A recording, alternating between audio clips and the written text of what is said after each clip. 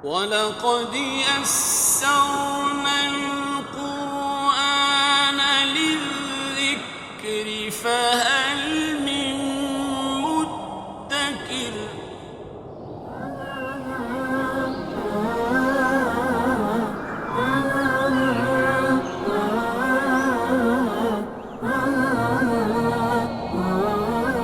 الحمدللہ رب العالمین والصلاة والسلام علی رسولہ محمد وآلہ واصحابہ اجمعین اما بعد فاعوذ باللہ من الشیطان الرجیم فسجد الملائکۃ کلہم اجمعون الا ابلیس ابی ان یکون مع الساجدین۔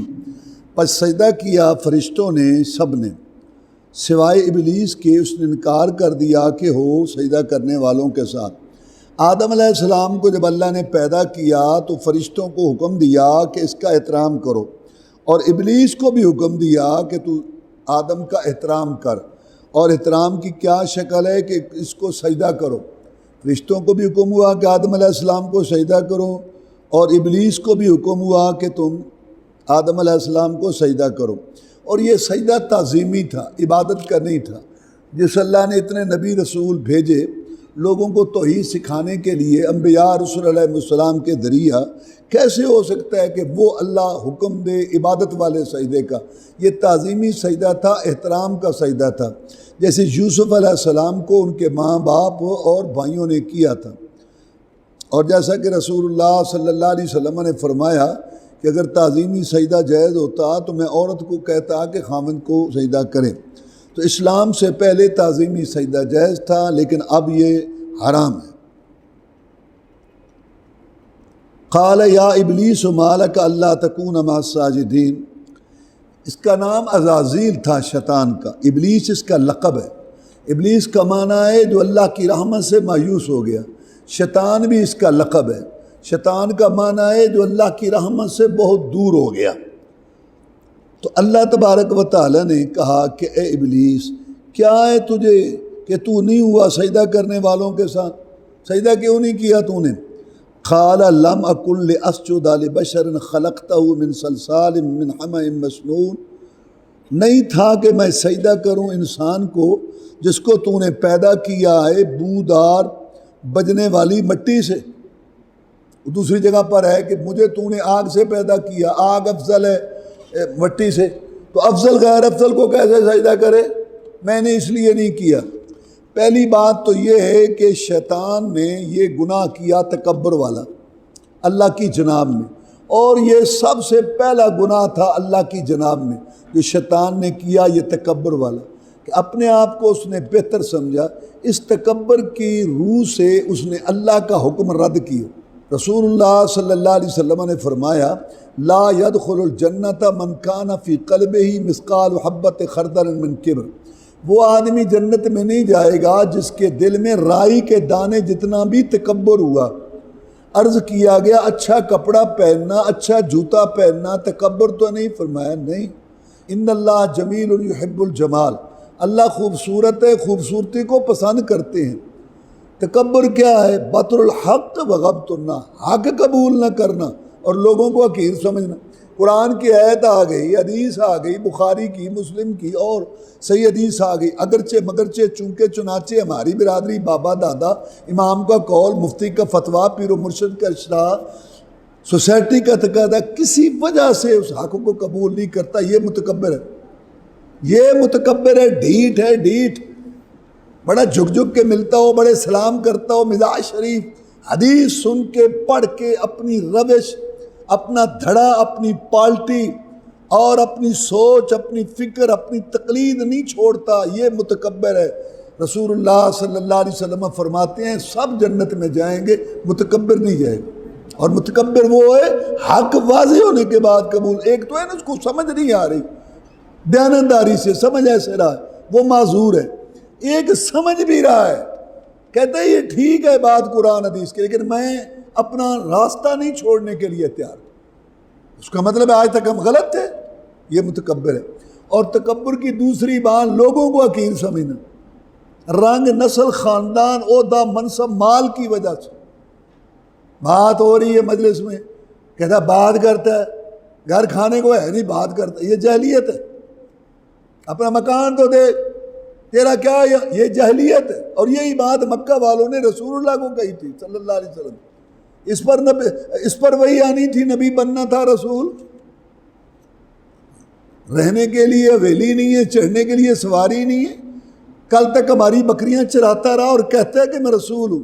یہ جہالت ہے، یہ بھی تکبر، یعنی اللہ کے حق میں کمی، بندوں کے حق میں کمی، اللہ کی بات قبول نہ کرنا جو اس نے بھیجی یا اپنے رسول کے ذریعے اس نے بیان کی قرآن میں یا اس کے رسول نے بیان کی حدیث میں، اس کو قبول نہ کرنا، یہ تکبر ہے۔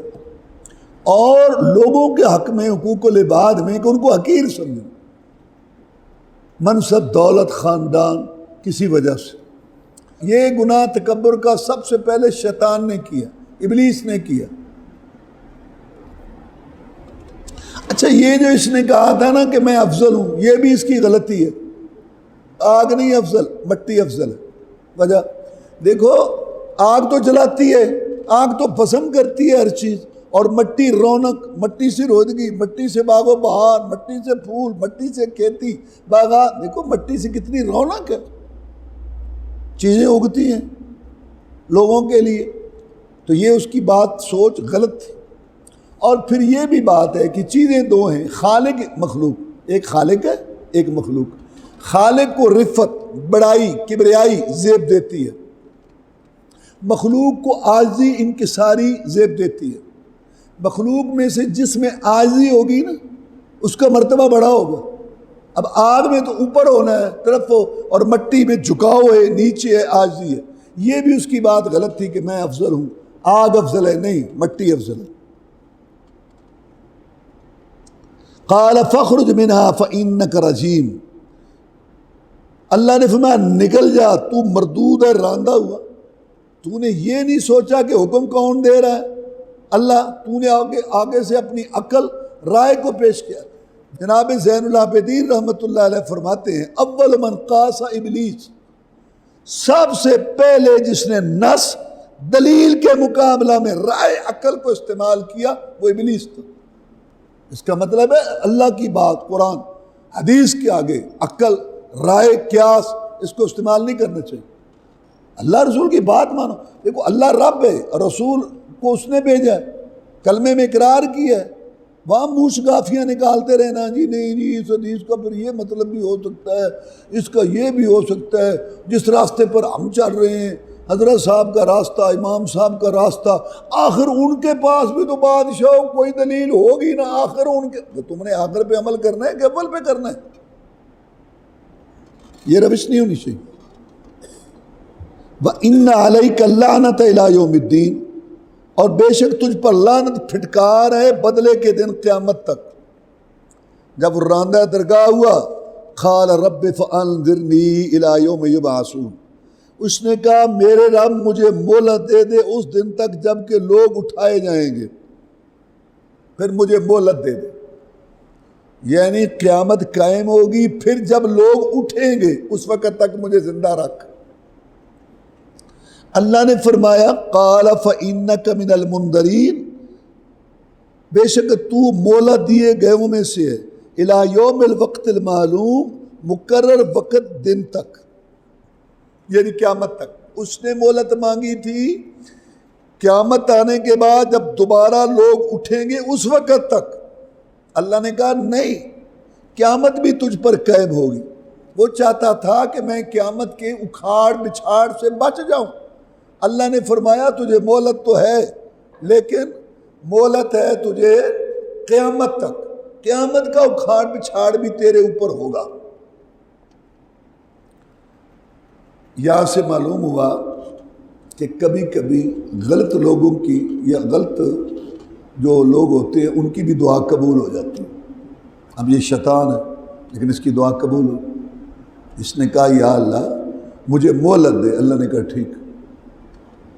یہ اور بات ہے کہ اس نے مہلت مانگی دوبارہ اٹھنے تک، اللہ نے دی قیامت تک، یہ ایک علیحدہ بات ہے، لیکن اس کی دعا تو اللہ نے قبول کی۔ تو اس سے معلوم ہوا ہر وہ شخص جس کی دعا قبول ہو جائے ضروری نہیں کہ وہ ولی ہو، اس کا عمل دیکھیں گے۔ ہر وہ شخص جس کی دعا قبول ہو جاتی ہے ضروری نہیں کہ وہ ولی ہو، اس کا عمل دیکھیں گے۔ اس لیے عبد القادر جیلانی رحمۃ اللہ علیہ نے کہا نا کہ تم کسی کو دیکھو نا ہوا میں اڑ رہا ہے، پانی میں تیر رہا ہے، خشک پار گزر جاتا ہے سنت کے خلاف، کہتا ہے جوتیوں سے اس کی پٹائی کرو، وہ ولی الشیطان ہے، شیطان کا دوست ہے، اللہ کا نہیں۔ کیوں؟ کبھی تو اللہ آزمائش کے لیے ایسا کر دیتا ہے اور کبھی وہ لوگ شوبدے دکھاتے ہیں۔ تو بہرحال اس سے یہ بات معلوم ہوئی کہ ہر آدمی جس کی دعا قبول ہو جائے ضروری نہیں کہ ولی ہو سکتا ہے، ولی ہو سکتا ہے ولی نہ ہو، آزمائش کے طور پہ معاملہ، اور یہ پتہ چلے گا اس کے طرز عمل سے۔ اگر ہے وہ قرآن حدیث کے خلاف، باغی ہے، بے نماز ہے، فاسق فاجر ہے، تو کبھی اگر اس کی کوئی بات پوری ہو گئی ہے، اس میں اللہ کی کوئی حکمت ہوگی، آزمائش کرنی ہوگی، یا اس کو آزمانا ہوگا، یا لوگوں کو دیکھنا ہوگا کہ یہ کس طرف جاتے ہیں، کیا مانتے ہیں۔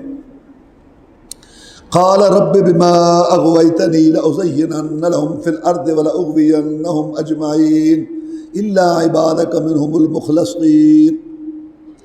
شیطان نے کہا میرے رب تو نے مجھے گمراہ کر دیا ہے نا، اب میں مزین کروں گا ان کے لیے زمین کے اندر جو غلط چیزیں ہیں، غلط کام ہیں، میں ان کو خوبصورت بنا کے پیش کروں گا اور میں ان سب کو گمراہ کروں گا، مگر تیرے وہ بندے جو خالص ہیں، تیرے لیے اخلاص ہے جن کے اندر، ان پر میرا زور نہیں چلے گا۔ قال هذا صراط علی مستقیم، اللہ نے فرمایا یہ ہے راستہ سیدھا جو مجھ تک پہنچتا ہے۔ جو میرے نیک بندے ہوں گے نا وہ اسی راستے پر ہوں گے جو سیدھا میری طرف آ رہا ہے، اور تیرا ان پر کوئی بس نہیں چلے گا۔ ان عبادی لیس لک علیہم سلطان الا من اتبعک من الغاوین، میرے بندوں میں سے تیری ان پر کوئی حکومت نہیں ہوگی مگر جس نے پیروی کی تیری وہ گمراہوں میں سے ہوگا۔ وَإِنَّ جَهَنَّمَ لَمَوْعِدُهُمْ أَجْمَعِينَ، اور بے شک جہنم ان سب کا موعد ہے، سب وہاں اکٹھے کیے جائیں گے، تو بھی اور تیرے پیروکار بھی۔ لَهَا سَبْعَةُ أَبْوَابٍ لِكُلِّ بَابٍ مِّنْهُمْ جُزْءٌ مَّقْسُومٌ، جہنم کے 7 دروازے ہیں، ہر دروازے کے لیے ایک حصہ ہوگا تقسیم کیا ہوا، یعنی جہنم کے 7 دروازے ہیں اور ہر دروازے سے مقررہ گروہ گزرے گا، یا تو علیحدہ وہ گروہ گزریں گے 7 دروازوں سے جرائم کے لحاظ سے، اور یا 7 گروہ علیحدہ گزریں گے اپنے اپنے مذہب، اپنے اپنے طریقوں کے لحاظ سے۔ اس کے بعد اللہ نے نیک لوگوں کا تذکرہ کیا، ان المتقین فی جنات وعیون، بے شک متقین جو تقوی اختیار کرنے والے ہیں وہ باغات میں ہوں گے اور چشموں میں۔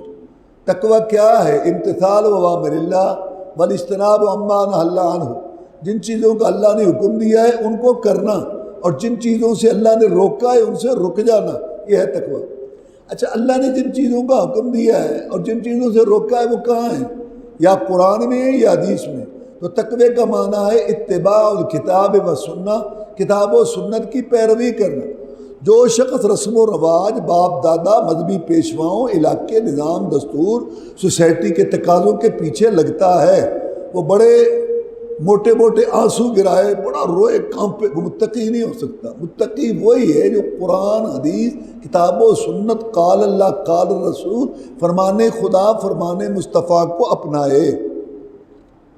ادخلوها بسلام آمنین، ان متقین کو کہا جائے گا کہ داخل ہو جاؤ جنت کے اندر سلامتی کے ساتھ، امن والے۔ وَنَزَعْنَا مَا فِي صُدُورِهِم مِّن غِلٍّ إِخْوَانًا عَلَىٰ سُرُرٍ مُتَقَابِلِينَ۔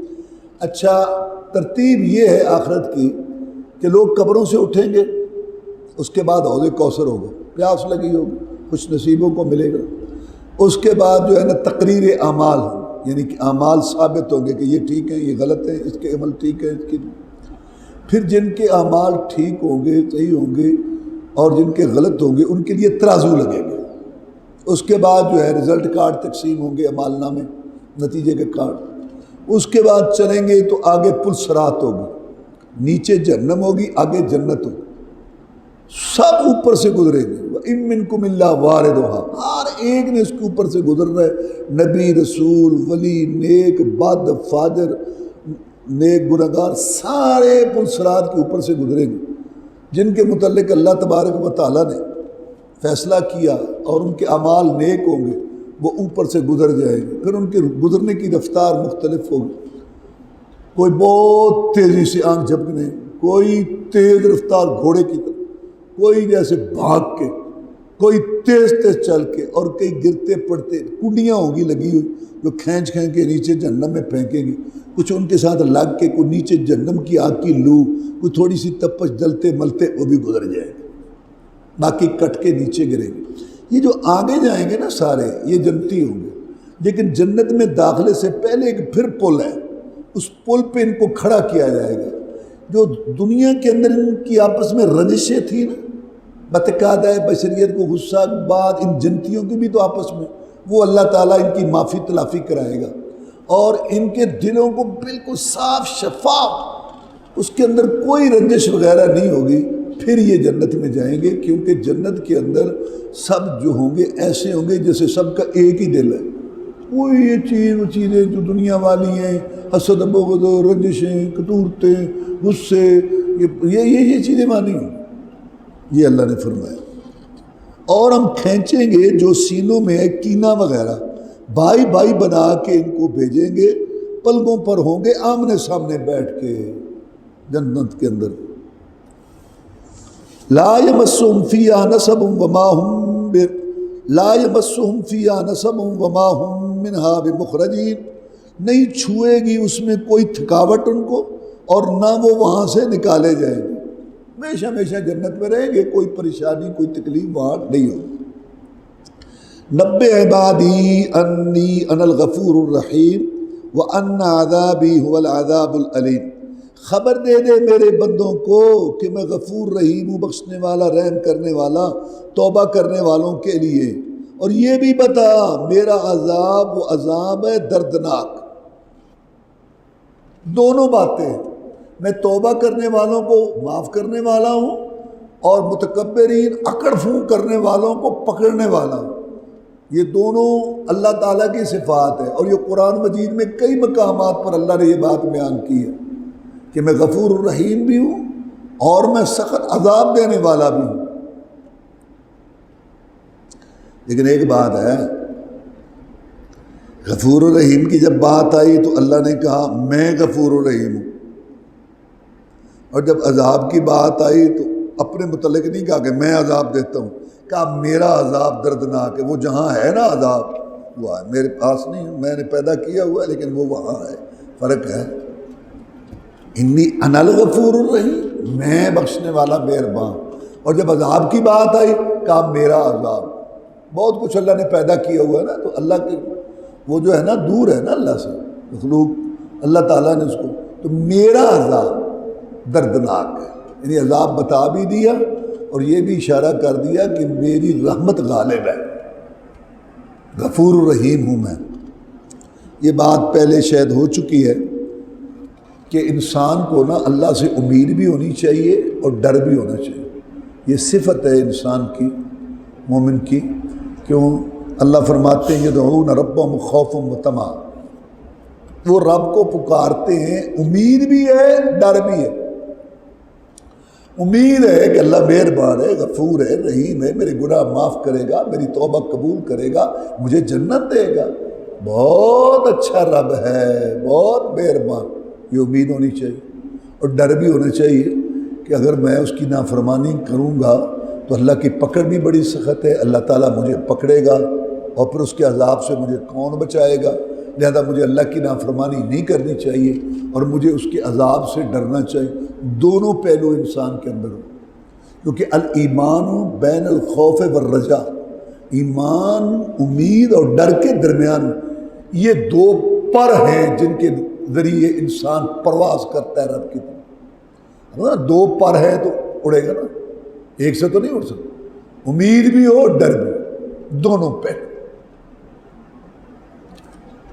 نہ تو اتنی امید ہو اللہ معاف فرمائے کہ شرک ہے، فسق و فجور ہے، فحشی و ریانی ہے، حرام کھانا ہے، 20 سال ہو گئے، 30 سال ہو گئے، بے نماز ہے، 20 سال سے حرام کھا رہا ہے، 10 سال سے جو ہے وہ لوگوں پر ظلم کر رہا ہے، اور پاکی پلیدگی طہارت کسی چیز کا خیال نہیں ہے، کچھ بھی نہیں، اور بات کو کہتے جی رب مہربان، محمد شفیع بیڑے پار، باغ جنت میں محمد مسکراتے جائیں گے، رحمت کے پھول گریں گے، ہم اٹھاتے جائیں گے۔ ایک تو ایک قوالوں نے بڑا کام آسان کر دیا، بدعمل بنا دیا لوگوں کو، حالانکہ یہ نہیں سوچتے کہ رسول اللہ صلی اللہ علیہ وسلم نے اپنی پیاری بیٹی فاطمہ کو کہا تھا رضی اللہ تعالیٰ عنہ، فاطمہ یہ نہ سمجھنا کہ میں محمد کی بیٹی ہوں صلی اللہ علیہ وسلم، عمل کرے گی تو تیرے کام آئے۔ یہ اتنی امید بھی نہیں ہونی چاہیے، اور اتنا ڈر بھی نہیں ہونا چاہیے جیسے جاہل صوفی وہ کہے کہ کوئی نہیں اللہ مہربان ہے توبہ کرو، اور نہیں جی نہیں میں پکا جنمی، میری بخشش کی کوئی صورت ہی کوئی نہیں، تو ایک گناہ ہے میرا، اللہ مہربان ہے، اس نے 100 آدمی اس نے قتل کیے تھے، 100 آدمی کا قاتل تھا، اللہ نے اس کو معاف کر دیا تھا، تو اللہ تعالیٰ کا توبہ کا دروازہ کھلا ہے، توبہ کریں جس میں 3 شرطیں ہوں، سچی توبہ، پہلی بات گناہ کو چھوڑے، نمبر 2 شرمندگی، نمبر 3 آئندہ نہ کرنے کہے تو اللہ معاف کرو، اور نہیں جی معافی کی کوئی صورت بھی تو اپنی طرف سے نیک بن رہا ہے، اپنی طرف سے یہ نیک بن رہا ہے، تو یہ مایوسی یہ بھی نہیں ہونی چاہیے۔ دونوں باتیں علماء مبلغین کو بھی چاہیے کہ دونوں باتیں بتائیں، جنت کی نعمتیں بھی بتائیں، جہنم اور جہنم کے عذابات بھی، کیونکہ قرآن مجید میں دونوں رخ اللہ ساتھ ساتھ دکھاتا ہے، جنت کی نعمتیں، جہنم کے عذاب، مومنوں کے نامہ اور نافرمان اور ان کی سزا۔ اچھا عام جو زندگی ہے نا، یہ ہماری نارمل زندگی، پتہ نہیں ہے کب مرنا ہے، لیکن بظاہر تو کوئی ایسا نہیں ہے نا کہ ہاتھ پڑا ہوا ہو موت کا، اس زندگی میں ڈر کا پہلو غالب ہونا چاہیے، ہونے دونوں چاہیے، لیکن اس زندگی میں ڈر والا پہلو غالب ہونا چاہیے، اور جب مرنے لگے موت کا ہاتھ پڑے، فرشتے نظر آ جائیں، پتہ چل جاتا ہے، اس وقت امید کا پہلو غالب ہو، جو ہونا تھا ہو گیا، جو کرنا تھا کر لیا، عمل کا وقت تو اب ختم ہو گیا، اب اللہ سے اچھی امید رکھیں، یعنی امید کا پہلو غالب ہو۔ حدیث میں آتا ہے رسول اللہ صلی اللہ علیہ وسلم نے فرمایا کہ اللہ تعالیٰ فرماتا ہے کہ انا عند ظن عبدی، میں اپنے بندے کے گمان کے ساتھ ہوں، جیسا گمان کرے گا، اس لیے مرتے وقت امید کا پہلو غالب ہو۔ وَنَبِّئْهُمْ عَنْ ضَيْفِ إِبْرَاهِيمَ، ان کو خبر دے دے ابراہیم علیہ السلام کے مہمانوں کی، اذ دخلوا علیہ فقالوا سلاما قال انا منکم وجلون، جب وہ داخل ہوئے ابراہیم علیہ السلام کے پاس اور آ کے سلام کہا، ابراہیم علیہ السلام نے کہا ہم تو آپ سے ڈر رہے ہیں۔ یہ تفصیل سورہ ہود میں گزر چکی ہے۔ ہوا یہ کہ جب وہ آئے نا فرشتے انسانی شکل میں، تو جلدی جلدی ان کے لیے بچھڑا بھون کے لائے، جب انہوں نے نہیں کھایا تو پھر یہ کہنے لگے کہ ہمیں تم سے ڈر لگ رہا ہے، کیوں؟ اس وقت یہ تھا کہ جو نقصان پہنچانا چاہتا تو اس وقت یہ تھا کہ جو کسی کو نقصان پہنچانا چاہتا تو اس کے گھر کا کھانا نہیں کھاتا تھا۔ یہ تو اللہ معاف فرمائے، آج تو اسلام تو بہت اونچا ہے، انسانیت بھی نہیں ہے لوگوں میں۔ قالوا لا توجل انا نبشرک بغلام علیم، انہوں نے کہا کہ نہ تو ڈر، ہم تجھے خوشخبری دیتے ہیں ایک لڑکے کی جو جاننے والا ہوگا۔ قال بشرتمونی علی ان مسنی الکبر فبما تبشرون، کہا تم مجھے خوشخبری دیتے ہو باوجود اس کے کہ میں بوڑھا ہو چکا ہوں۔ کس چیز کی خوشخبری دے رہے ہو؟ میں تو بوڑھا ہو چکا ہوں، لڑکے کی خوشخبری دے رہے ہیں، کیسے آپ؟ قالوا بشرناک بالحق فلا تکن من القانتین، انہوں نے کہا ہم آپ کو خوشخبری دیتے ہیں حق کے ساتھ، واقعی خوشخبری سچی ہے، تو نہ ہو مایوس ہونے والوں میں سے۔ قال ومن یقنط من رحمت ربہ الا الضالون، ابراہیم علیہ السلام نے کہا کون مایوس ہوتا ہے اپنے رب کی رحمت سے سوائے گمراہوں کے؟ میں مایوس نہیں ہوں، میں بس حیران ہو رہا ہوں کہ بیوی میری بوڑھی ہے، میں بھی بوڑھا ہوں، اس نے تو جوانی میں بھی بچہ نہیں دیا، میں تو اس وجہ سے یہ پوچھ رہا ہوں کہ اللہ کا حکم ہے. یہ ابراہیم علیہ السلام کو خوشخبری ملی تھی آپ کی بیوی سارہ. اللہ تعالیٰ نے یہ بیان کیا تھا کہ ہم جو ہے نا تمہیں بچہ دیں گے اسحاق، اور اسحاق کے بعد یعقوب، یعنی بیٹے کی بھی اور پوتے کی بھی خوشخبری ملی تھی. یہ سورہ ہود میں اس کی تفصیل موجود ہے. قال فما خطبکم ایھا المرسلون. ابراہیم علیہ السلام سمجھ گئے کہ یہ خوشخبری دینا تو اتنی بڑی اچھی بات ہے، لیکن یہ اس کے لیے نہیں آئے، وہ اور بھی کوئی معاملہ لگتا ہے. اس نے کہا کیا ہے تمہارا مقصود اے بھیجے گئے ہو، وہ بتاؤ. قالوا انا ارسلنا الی قوم مجرمین. انہوں نے کہا ہم بھیجے گئے ہیں مجرم قوم کی طرف. الا آل لوط انا لمنجوہم اجمعین. مجرم قوم یعنی لوط علیہ السلام کی قوم جو صدوم بستی میں آباد تھی اردن کے قریب، اور یہ بہت برے لوگ تھے. مردوں کو آتے تھے، بے حیائی کے کلب بنائے ہوئے تھے، راہزنی کرتے، ڈاکے مارتے تھے، لوگوں کو لوط علیہ السلام کے پاس آنے سے روکتے تھے. سورہ العنکبوت میں ان کے جرائم کا بیان ہے. ہم ان کو تباہ کرنے کے لیے آئے ہیں مجرم. الا آل لوط. ہم لوط کی آل کو بچائیں گے. آل میں گھر والے بھی اور جو اس پر ایمان لائے ہیں دونوں شامل ہیں. انا لمنجوہم اجمعین. ہم ان سب کو نجات دیں گے. الا امرأتہ قدرنا انہا لمن الغابرین. سوائے اس کی بیوی کی. ساری مجرم قوم تباہ ہوگی سوائے آل لوط، اور آل لوط میں سے بھی ان کی بیوی وہ بھی تباہ ہوگی، مگر اس کی عورت مقدر کیا ہم نے کہ وہ پیچھے رہنے والوں میں سے ہوگی. یعنی جن کو اللہ تعالیٰ کہ پیغمبر لوط علیہ السلام ساتھ لے جائیں گے نا وہ تو بچ جائیں گے نا، یہ نہیں ساتھ جا سکے گی کیونکہ یہ کفر پر تھے. فلما جاء آل لوط المرسلون. جب آ گئے نا آل لوط کے پاس بھیجے ہوئے فرشتے. قال انکم قوم منکرون. انہوں نے کہا تم قوم ہو اوپرے، کبھی نہیں دیکھا تمہیں، کون لوگ، کہاں سے آئے. قالوا بل جئناک بما كانوا فیہ یمترون. انہوں نے کہا بلکہ آئے ہم تیرے پاس اس چیز کے ساتھ جس میں وہ شک کرتے تھے، یعنی عذاب لے کے آئے ہیں. یہ تجھے نبی نہیں مانتے تھے نا، اور جب تو عذاب کی بات کہتا تھا تو کہتے نہیں یہ کوئی ایسی باتیں کر رہا ہے، نہ یہ نبی اب عذاب. وہ جس چیز میں وہ شک کرتے تھے نا عذاب، ہم وہ لے کے آئے ہیں. وَآتَيْنَاكَ بِالْحَقِّ وَإِنَّا لَصَادِقُونَ. اور ہم حق لے کر آئے ہیں تیرے پاس، اور بے شک ہم سچے ہیں. حق اللہ کا حکم، جو بھی اللہ کا حکم ہے حق ہے. یہ عذاب کا حکم تھا، جو اللہ کا حکم ہے حق، ہم وہ لے کے آئے. فَأَسْرِ بِأَهْلِكَ بِقِطْعٍ مِّنَ اللَّيْلِ وَاتَّبِعْ أَدْبَارَهُمْ وَلَا يَلْتَفِتْ مِنكُمْ أَحَدٌ.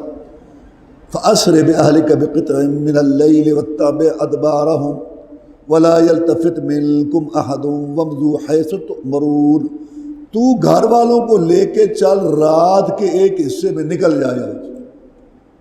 گھر والوں سے مراد گھر والے بھی اور جو اس پر ایمان لائے تھے وہ سارے، ان کو لے کے تو نکل جا. وَاتَّبِعْ أَدْبَارَهُمْ.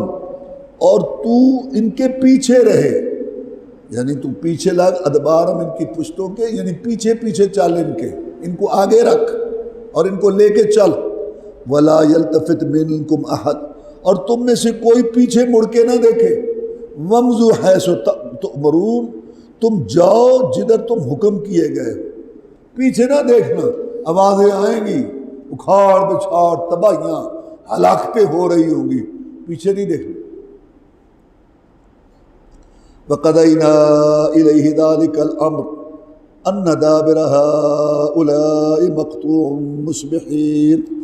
فیصلہ کر چکے ہیں ان کے لیے اس معاملے کا کہ بے شک ان لوگوں کی جڑ کاٹ دی جائے گی صبح کے وقت.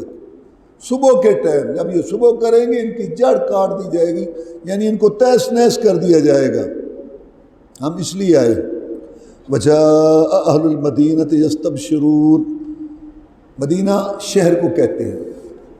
یہ تو رسول اللہ صلی اللہ علیہ وسلم کے آنے کی وجہ سے نا مدینہ شریف کا نام ہی مدینہ، اصل مدینہ شہر کو کہتے ہیں. اس کا نام یثرب تھا.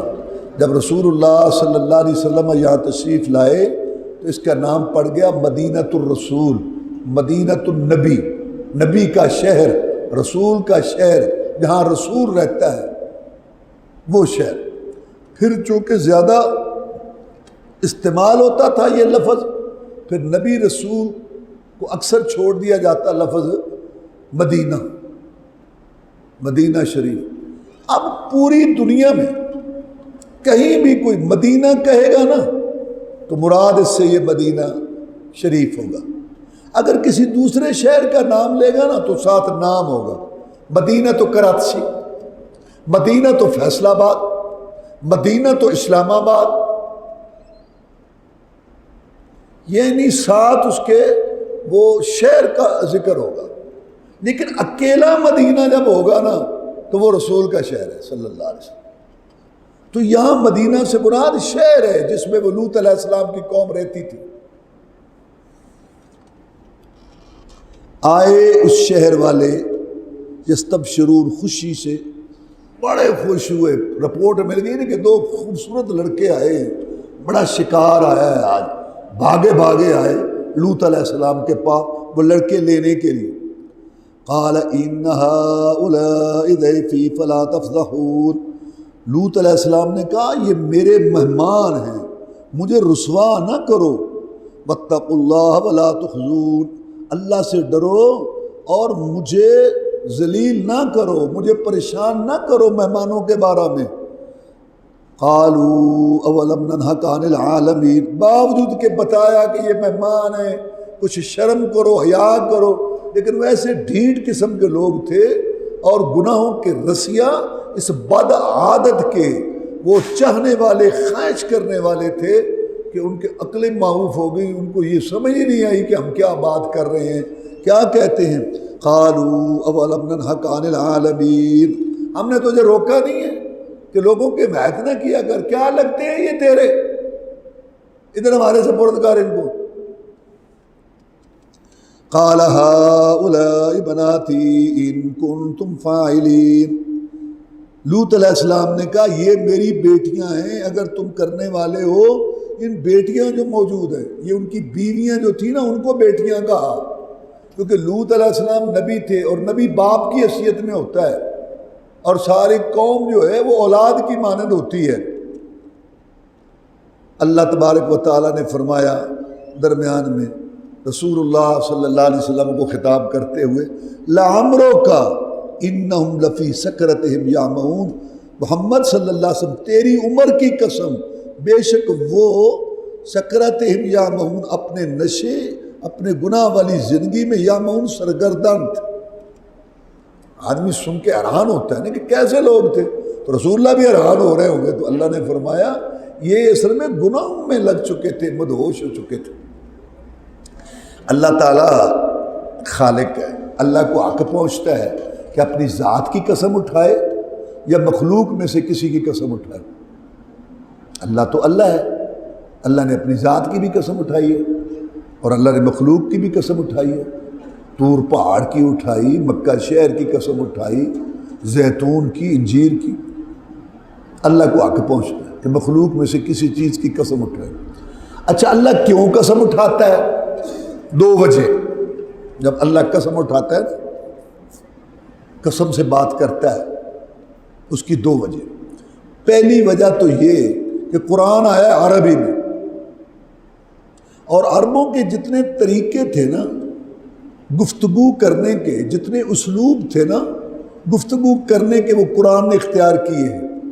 وہ قرآن عربی میں آیا، مکمل اسلوب طریقے جو عربوں کے تھے گفتگو میں وہ اختیار کیے قرآن نے، کیونکہ وہ پہلے مخاطب تھے تاکہ وہ سمجھیں اس قرآن کو، پھر آگے سمجھائیں۔ اسلوب طریقے اختیار کیے، لیکن درجہ سب سے اونچا نا اسلوب ہے نا، کہ ایک آدمی اردو میں گفتگو کر رہا ہے،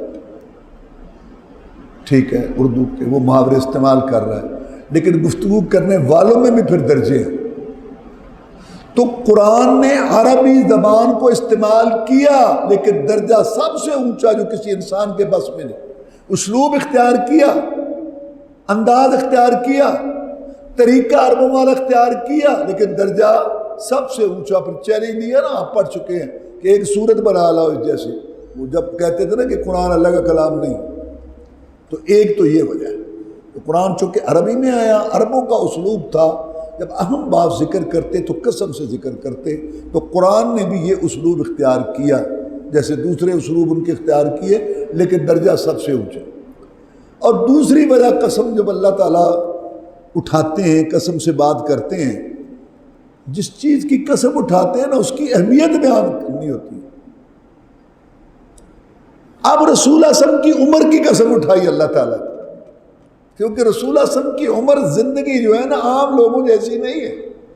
اللہ یہ بتانا چاہتے ہیں کہ اے محمد صلی اللہ علیہ وسلم، تیری زندگی صبح و شام، رات دن، چال ڈال، کردار و گفتار، تیرا کھانا پینا، اٹھنا بیٹھنا، تیرے معاملات، نماز روزہ، حج زکوٰۃ، درود وظیفہ، دعوت تبلیغ، جہاد و قتال، تیری سیرت اتنی صاف شفاف اجلی، تیری راتیں تیرے دن اتنے پاکیزہ مطہر مصفہ کہ میں مولا تیری عمر کی قسم اٹھاتا ہوں، محمد تیری زندگی کی قسم صلی اللہ علیہ وسلم۔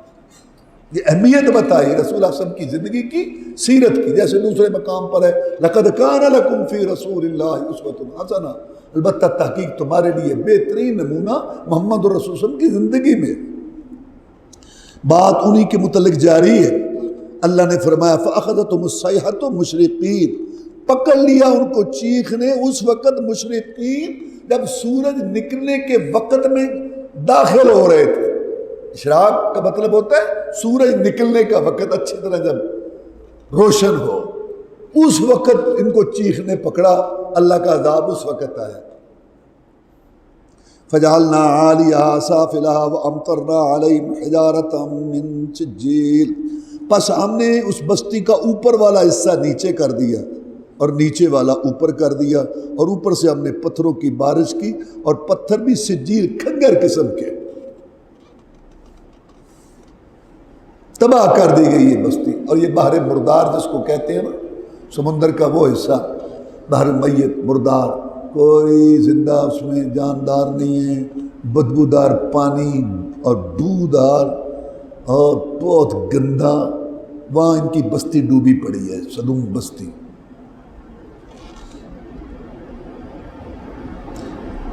ان فی ذلک لآیات للمتوسمین، بے شک اس واقعہ کے اندر نشانیاں ہیں غور و فکر کرنے والوں کے لیے۔ وَإِنَّهَا لَبِسَبِيلٍ مُقِيمٍ، اور وہ بستی ان کی راستے میں مقیم قائم ہے، یعنی آتے جاتے لوگ جو ہیں اس کو دیکھتے ہیں، ان کو پتہ چلتا ہے۔ إِنَّ فِي ذَلِكَ لَآيَاتٍ إِنَّ فِي ذَلِكَ لَآيَةً لِّلْمُؤْمِنِينَ، بے شک اس میں البتہ نشانی ہے مومنوں کے لیے۔ وَإِن كَانَ أَصْحَابُ الْأَيْكَةِ لَظَالِمِينَ فَانْتَقَمْنَا مِنْهُمْ وَإِنَّهُمَا لَبِإِمَامٍ مُبِينٍ، بے شک تھے اصحاب الایکا البتہ ظالم۔ ایکا کہتے ہیں درختوں کے جھنڈ کو، بہت سارے گھنے درخت ہونا تو اس کو ایکا کہتے ہیں۔ اللہ نے ان کا ذکر کیا کہ یہ جو تھے نا ایکا والے، درختوں کے جھنڈ والے، یہ بھی ظالم تھے، اور یہ تھی شعیب علیہ السلام کی قوم۔ ہم نے ان سے انتقام لیا، اور بے شک وہ دونوں لب امام مبین، کھلے راہ پر ہیں، یعنی شعیب علیہ السلام کی بستی بھی اور یہ پیچھے لوط علیہ السلام کی بستی بھی۔ وَلَقَدْ كَذَّبَ أَصْحَابُ الْحِجْرِ الْمُرْسَلِينَ، حجر قوم سمود کا علاقہ ہے۔ یہ مدینہ طیبہ سے شمال کی طرف جائیں تو خیبر آتا ہے 160 کلومیٹر پر، وہاں سے مغرب کی طرف بائیں طرف وہاں قوم سمود رہتی تھی۔ صالح علیہ السلام کو اللہ نے ان کی طرف بھیجا تھا۔ آج کل اس علاقے کو مدائن صالح کہتے ہیں، تو ان کا تذکرہ ہے۔ اور البتہ تحقیق جھٹلایا تھا حجر والوں نے رسولوں کو۔ اچھا، ایک رسول کو جھٹلائے نا تو ایسا ہے جیسے سارے رسولوں کو جھٹلا دیا۔ اللہ نے یہ بات سورہ شعراء میں بھی بیان کی ہے، ہر قوم کا ذکر کیا اور کہا کہ انہوں نے رسولوں کو جھٹلایا، کیونکہ ایک رسول کو جھٹلانے کا مطلب ہے ساروں کو۔ وہ کس لیے؟ اس لیے کہ نبیوں رسولوں کی بنیادی تعلیمات ایک ہے، اللہ ایک ہے، اللہ کی عبادت کرو، اللہ کے ساتھ شرک نہ کرو، نبی رسول آتے ہیں، دنیا فانی ہے، آخرت باقی رہنے والی ہے، جنت جہنم کا تذکرہ، فرشتوں کا تذکرہ، یتیم کا مال نہیں کھانا، ظلم و زیادتی نہیں کرنی، دنگا فساد نہیں کرنا، یہ وہ باتیں ہیں جو ہر شریعت میں تھی۔ جو نبی رسول آتا ہے یہ باتیں بھی پہنچاتا ہے، اور جو اللہ تعالیٰ نے اس کے لیے خاص احکام نازل کیے ہوتے ہیں یا اس کو کتاب دی ہوتی ہے وہ بھی پہنچاتا ہے۔ تو ایک رسول کو جھٹلانا گویا کہ سارے رسولوں کو جھٹلانا۔ اب یہ جو کہتے ہیں عیسائی کہ ہم مانتے ہیں عیسیٰ علیہ السلام کو، اور یہودی کہتے ہیں ہم بھی مانتے ہیں موسیٰ علیہ السلام کو اور جتنے نبی تھے سارے، لیکن محمد رسول اللہ صلی اللہ علیہ وسلم کو نہیں مانتے۔ محمد رسول اللہ صلی اللہ علیہ وسلم کو نہ ماننا کا اس کا مطلب ہے کہ کسی کو نہیں مانتے۔ عیسیٰ علیہ السلام نے کہا نا کہ میرے بعد ایک رسول آئے گا، اس کا نام احمد ہوگا، قرآن میں بھی ہے، انجیل میں بھی ہے، فارقلید جو انجیل میں ہے وہ محمد ہے صلی اللہ علیہ وسلم۔ تو اس کا مطلب ہے کہ جب انہوں نے محمد رسول اللہ کا انکار کیا تو عیسیٰ علیہ السلام کو بھی کہاں مانا، اس کی بات نہیں انہوں نے مانی۔ اس لیے رسول اللہ صلی اللہ علیہ وسلم نے فرمایا اللہ کی قسم کوئی یہودی کوئی عیسائی میرے متعلق سنے اور مجھ پر ایمان نہ لائے، اپنی یہودیت عیسائیت پر مرے، وہ جہنم میں جائے۔ مجھے نبی رسول ماننا ضروری ہے، ورنہ پہلے نبیوں اور رسولوں پر ایمان لانا، کتابوں کو ماننا، آخرت کو ماننا، اللہ کو ماننا سارا بیکار ہو جائے گا اگر مجھ پر ایمان نہیں لائے۔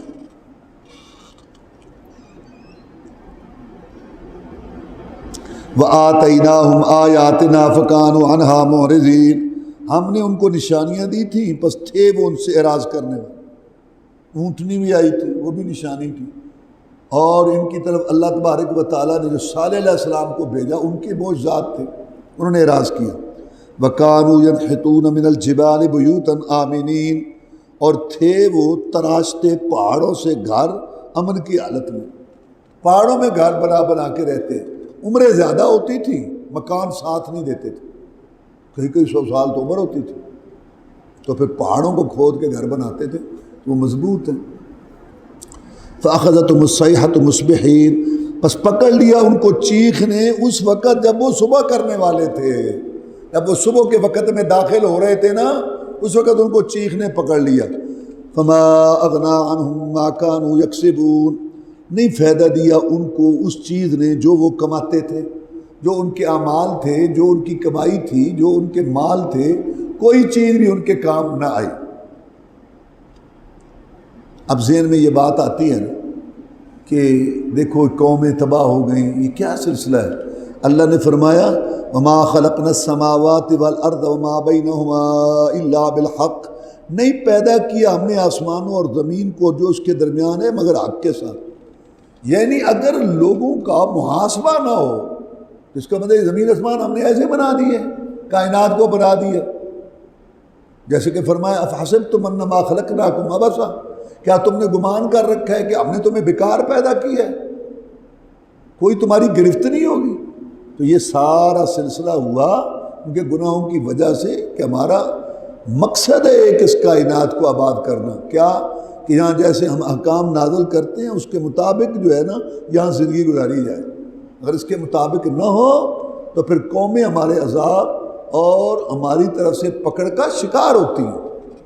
یہ تو رسول اللہ صلی اللہ علیہ وسلم نے دعا کی ہمارے لیے کہ یا اللہ میری امت کو نہ ایسے تباہ کر دینا جیسے پہلوں کو تو نے ایک ہی دفعہ سارے کب تباہ کر دیا۔ اب اس امت پہ عذاب آتے ہیں، ان کے گناہ تو بہت ہیں، جو ایک ایک قوم میں گناہ تھا وہ سارے ان میں اکٹھے ہیں، لیکن جزوی طور پر کسی علاقے میں آ گیا زلزلہ، ادھر سیلاب آ گیا، ادھر کو تبی ہو گئی تاکہ دوسرے دیکھ کے تبی پکڑے۔ یہ بھی اللہ کا ہمارے ساتھ ایک رحمت والا سلسلہ ہے کہ کہیں لا کے تو دوسروں کو تبی کر دیتا ہے۔ اچھا یہ تو دنیا کا یہ سلسلہ چل رہا ہے نا قوموں کا، ایک بڑا وقت آنے والا ہے قیامت کا، وَإِنَّ السَّاعَةَ لَآتِيَةٌ، اور بے شک قیامت بھی آنے والی ہے اس کے بعد۔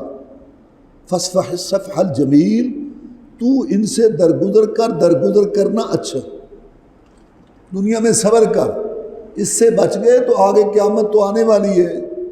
إِنَّ رَبَّكَ هُوَ الْخَلَّاقُ الْعَلِيمُ، بے شک تیرا رب وہ خوب پیدا کرنے والا جاننے والا ہے۔ اب اللہ نے اپنے نبی کو خطاب کر کے فرمایا وَلَقَدْ آتَيْنَاكَ سَبْعًا مِّنَ الْمَثَانِي وَالْقُرْآنَ الْعَظِيمِ، اے رسول صلی اللہ علیہ وسلم ہم نے جو آپ پر انعامات کیے ان میں سے یہ بھی ہے کہ البتہ تحقیق دی ہم نے آپ کو 7 آیتیں جو بار بار پڑھی جاتی ہیں، اور قرآن عظیم بڑا قرآن۔ سورہ فاتحہ کو 7 آیتیں بار بار پڑھنے والی کہا گیا اور قرآن عظیم کہا گیا۔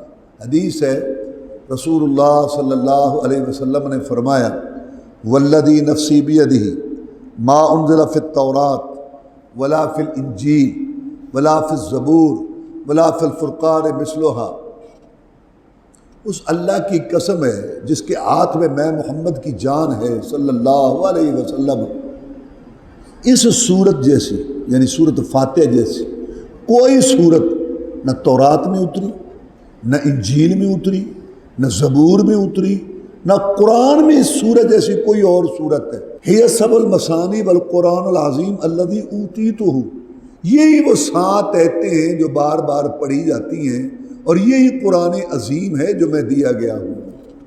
یہ بار بار پڑھی جانے کا مطلب کیا ہے کہ نماز کی ایک ایک رکعت میں پڑھی جاتی ہے، چاہے نماز امام کی ہو، مقتدی کی ہو، اکیلے کی ہو، نماز فرض نفل، مسافر مقیم، بیمار تندرست، عید جنازہ استسقاء، کوئی نماز نہیں ہوتی سورہ فاتحہ کے بغیر۔ 12 حدیثیں ہیں سورہ فاتحہ پڑھنے کی، اور ان میں فاتحہ کا ذکر ہے، امام کے پیچھے کا ذکر ہے، اور نبی نے پڑھنے کا حکم دیا ہے۔ جھگڑا امام کے پیچھے پڑھنے کا ہے نا۔ سورہ فاتحہ کی جو احادیث ہیں ان میں فاتحہ کا ذکر ہے، امام کے پیچھے کا ذکر ہے، اور نبی نے پڑھنے کا حکم دیا ہے۔ اس کے مقابلہ میں پوری دنیا میں کوئی صحیح حدیث نہیں جس میں فاتحہ کا ذکر ہو، امام کے پیچھے کا ذکر ہو، اور نبی نے پڑھنے سے روکا ہو۔ بہت مرتبے والی صورت، 7 آیتیں بار بار پڑھی جاتی ہیں۔ لا تمدن عینیک الی ما متعنا بہ ازواجا منہم ولا تحزن علیہم واخفض جناحک للمؤمنین، نہ پھیلا تو اپنی آنکھیں طرف اس کے جو ہم نے فائدہ دیا ان کو، ازواجا منہم، کئی قسم کے لوگوں کو جو ہم نے یہ فائدے دے رکھے ہیں نا دنیا میں، تو اس کی طرف نہ دے، ان سے متاثر نہ ہو، یہ چیزیں تجھے حیران نہ کریں اور نہ غم کر ان پر، تو جھکا اپنا پہلو مومنوں کے لیے، بس مومنوں کے ساتھ تو اپنا وقت گزار، شفقت سے پیش آ۔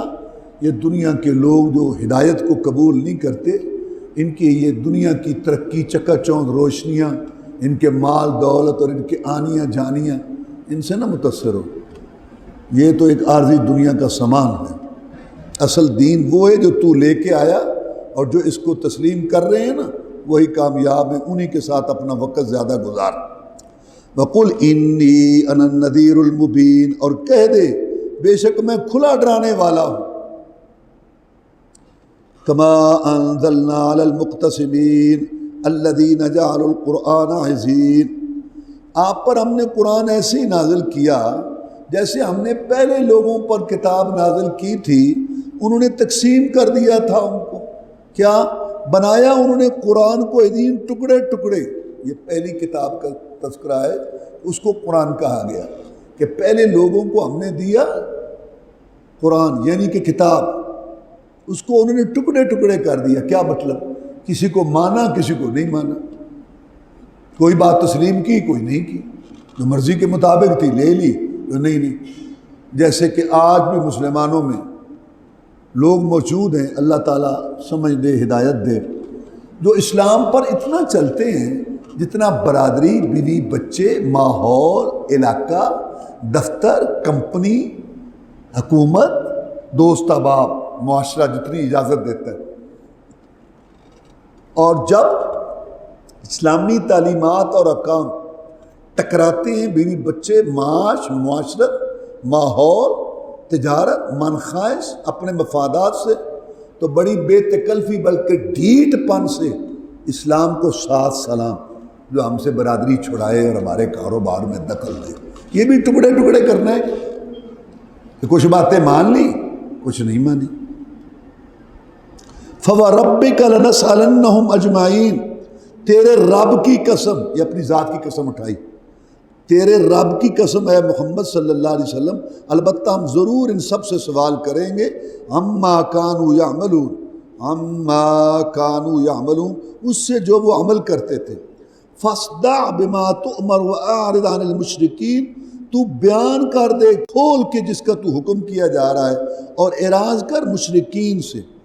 اِنَّا كَفَيْنَاكَ الْمُسْتَهْزِئِينَ، بے شک ہم تیری کفایت کریں گے، تیری مدد کریں گے مستہزئین کے خلاف، تو تیرے مذاق اڑاتے ہیں۔ آج بھی جو یہ خاکے بناتے ہیں اور مذاق اڑاتے ہیں، نبی میں تیری طرف سے ان سے نمٹوں گا دنیا میں یا آخرت میں۔ یہ کون لوگ ہیں مستہزئین؟ الذین یجعلون مع اللہ الہا آخر فسوف یعلمون، یہ وہ لوگ ہیں جو بناتے ہیں اللہ کے ساتھ دوسرا معبود، ان قریب وہ جان لیں گے۔ وَلَقَدْ نَعْلَمُ أَنَّكَ يَضِيقُ صَدْرُكَ بِمَا يَقُولُونَ، البتہ تحقیق ہم جانتے ہیں کہ تنگ ہو رہا ہے تیرا سینہ، تیرا دل ان کی باتوں سے۔ ہمیں معلوم ہے کہ آپ کو بہت پریشان کرتے ہیں، لیکن تو کیا کر، فَسَبِّحْ بِحَمْدِ رَبِّكَ وَكُن مِّنَ السَّاجِدِينَ، تو تسبیح بیان کر اپنے رب کی حمد تعریف کی اور ہو سجدہ کرنے والوں میں سے، ان کی پرواہ نہ کر، صبر کر اور نیکی کی راہ اختیار کر۔ وَاعْبُدْ رَبَّكَ حَتَّى يَأْتِيَكَ الْيَقِينُ، اپنے رب کی عبادت جاری رکھ حتیٰ کہ تجھے یقین موت آ جائے۔ موت کے کئی نام ہیں، موت کے ناموں میں سے ایک نام یقین ہے، کیونکہ جتنی یہ پکی بات ہے نا، دنیا میں اس سے زیادہ پکی یقینی بات کوئی ہے ہی نہیں، کیونکہ یہ موت تو ایک ایسی چیز ہے کہ جس کی کوئی دنیا میں کوئی اس کا منکر ہی نہیں۔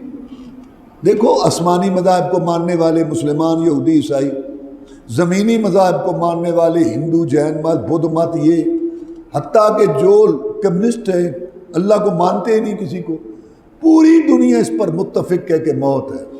یہ ایسا پکا مسئلہ ہے کیونکہ دیکھتے ہیں نا سامنے، یہ علیحدہ بات ہے کہ مرنے کے بعد کوئی یقین رکھتا ہے اٹھنے پر، کوئی نہیں، مسلمان رکھتے ہیں، لیکن مرنے پر تو سب کا اتفاق ہے۔ یہ ایسی خبر ہے یقینی، اس سے زیادہ یقینی پکی بات دنیا میں ہے کوئی۔ اور اللہ نے اپنے نبی کو کہا موت آنے تک تو عبادت کر۔ رسول اللہ صلی اللہ علیہ وسلم وفات سے پہلے آپ پر بخار کی تکلیف ہے، کہا پانی رکھو، 7 دفعہ پانی رکھوایا، نہائے، پھر طبیعت جو ہے نہ سنبھلی، اس طرح بالآخر 2 آدمیوں کے کندھوں پر ہاتھ رکھ کے لڑکھڑاتے قدموں کے ساتھ نماز میں شامل ہوئے کون، جن کے اشاروں سے جنت کے دروازے کھلنے ہیں، اور اپنی امت کو نماز کا مسئلہ بتایا۔ مرتے وقت تک تو عبادت کر اے محمد صلی اللہ علیہ وسلم، اللہ کے سامنے تم جھکتا رہے۔ اب جاہل صوفی جو شریعت سے اپنی جان چھڑانا چاہتے ہیں، ان کو کہو نا کہ یار نماز پڑھو، یہ کام کرو، یہ نیکی کرو، کہتے ہیں دیکھو اللہ کہتے ہیں عبادت کرو، بندگی کرو، جب تمہیں یقین آ جائے اس وقت تک۔ ہمیں یقین ہے اسلام سچا ہے، اللہ سچا ہے، رسول سچا ہے، ہمیں یقین آ گیا ہے۔ حالانکہ یہاں یقین کا معنی موت ہے، یہ تحریف ہے جو یہ لوگ کرتے ہیں۔ اللہ سمجھنے کی توفیق دے۔ وآخر دعوانا الحمدللہ رب العالمین۔ ساعدني يا رحمن اشرح صدري قرآن، املأ قلبي قرآن، واسق حياتي قرآن. رحمن